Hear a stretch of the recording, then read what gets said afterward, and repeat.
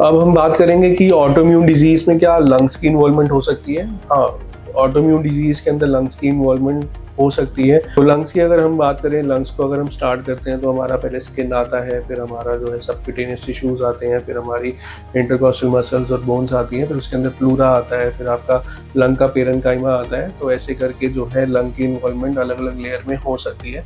तो rheumatoid arthritis में जोड़ों का दर्द तो होता ही है, लेकिन वो लंग्स के अंदर पानी भी भर सकता है, जो कि ट्रीटमेंट देने से ठीक होने लग जाता है। और साथ ही साथ जो है रूमेटॉइड अर्थराइटिस के अंदर ILD करके कंडीशंस हो जाती हैं, जैसे हम इंटरस्टिशियल लंग डिजीज़ बोलते हैं। तो इंटरस्टिशियल लंग डिजीज़ का ये मतलब है कि आपके लंग सिकुड़ने लग जाते हैं, आपको खांसी आने लग जाती है, आपका थोड़ा बहुत चलते हैं तो सांस फूलने लग जाता है, फटीग होने लग जाता है। तो ये ILD के फीचर्स होते हैं जो रूमेटॉइड अर्थराइटिस में हो सकते हैं। कई बार लंग्स के अंदर मोटे मोटे नोड्यूल्स बन जाते हैं, जिसको जो हमको एक्सरे में दिखते हैं, जिसको हम बोलते हैं रूमेटॉइड नोड्यूल। तो ये सारे फीचर्स जो होते हैं वो रूमेटॉइड अर्थराइटिस के होते हैं। SLE के अंदर भी लंग्स के अंदर पानी भरना, हार्ट के आसपास पानी भरना, ये बहुत कॉमन हो जाता है। SLE के अंदर भी ILD हो सकता है, जैसे NSIP non specific interstitial pneumonitis करके इन्फेक्शन हो जाता है। कई बार उनको डिफ्यूज एल्वुलर हेमरेज हो जाता है, तो ये भी एक ILD का पार्ट होता है। कई बार क्रिप्टोजेनिक ऑर्गेनाइजिंग निमोनियाज हो जाते हैं। तो ये सारे ILDs होते हैं जो SLE के अंदर बहुत ज़्यादा कॉमन होते हैं।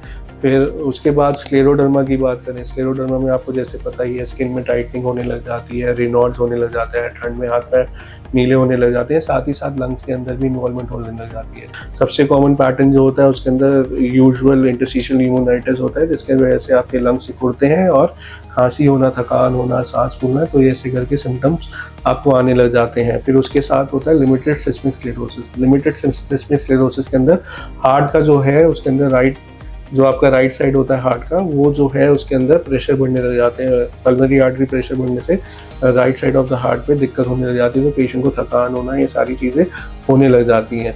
सारी बीमारियों के अंदर, चाहे आपका वैस्कुलाइटिस हो, जिसके अंदर हमको स्मॉल वेसल वैस्कुलाइटिस बोलते हैं, जैसे कि माइक्रोस्कोपिक पॉलीएंजाइटिस, ग्रैनुलोमैटस पॉलीएंजाइटिस, फिर आपका EGPA जिसे हम शख्स डिजीज बोलते हैं, तो इसके अंदर भी लंग्स की इन्वॉल्वमेंट होती है। पेशेंट को मुंह से खून आ सकता है, बलगम में खून आ सकता है, उसका ऑक्सीजन ड्रॉप हो सकता है।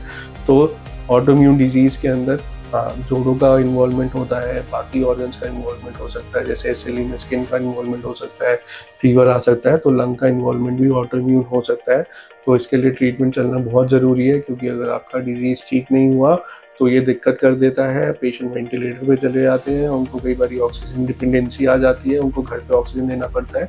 और अगर तुरंत ट्रीटमेंट हो जाए तो लंग का डैमेज, प्लूरा का डैमेज, ये सब हम रोक सकते हैं। Thank you.